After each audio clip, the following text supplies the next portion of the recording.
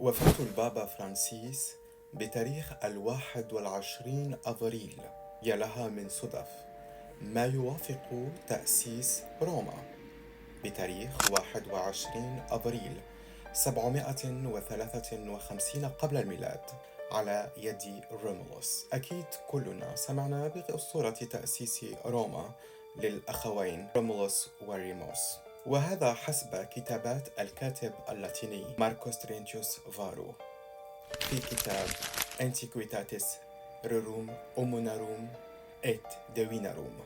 وكذلك يوافق نهاية يوم القيامة وعيد الفصح عند المسيحيين واليهود. فمن سيخلف بابا الفاتيكان؟ وكيف تتم انتخابات الفاتيكان؟ من قبر قديس إلى دولة ذات تأثير عالمي. الفاتيكان بدايته كانت مع القديس بطرس، أحد تلاميذ المسيح. استشهد في روما ودفن، وأصبح المكان كاتدرائية القديس بطرس. إذا من هو بابا الفاتيكان القادم، وكيف يتم انتخاب بابا الفاتيكان؟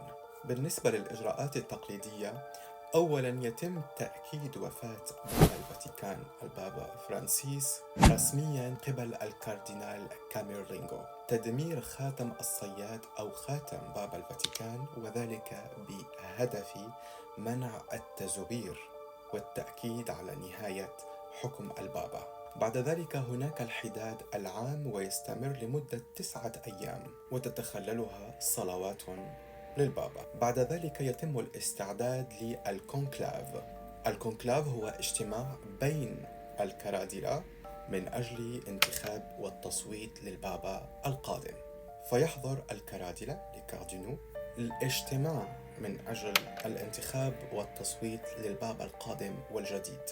فيعقد الكونكلاف في كنيسة شابيل سيكستين، ويحق التصويت فقط للكرادلة الذين عمرهم أقل من 80 سنة فقط، ويجب أن يتحصل المترشح على ثلثي التصويت لينتخب بابا. ويستخدم الدخان كإشارة للتصويت. الدخان الأسود لم يتم التوصل إلى مترشح بعد. أما الدخان الأبيض فيقصد به أنه تم انتخاب البابا الجديد. بعد الانتخاب يعلن عن بابا الجديد من شرفة كاتدرائية القديس بطرس بعبارة آبيموس بابام، ويظهر البابا الجديد للعامة. إذا كنتم مهتمين أكثر بما يتعلق بتاريخ الفاتيكان، أو من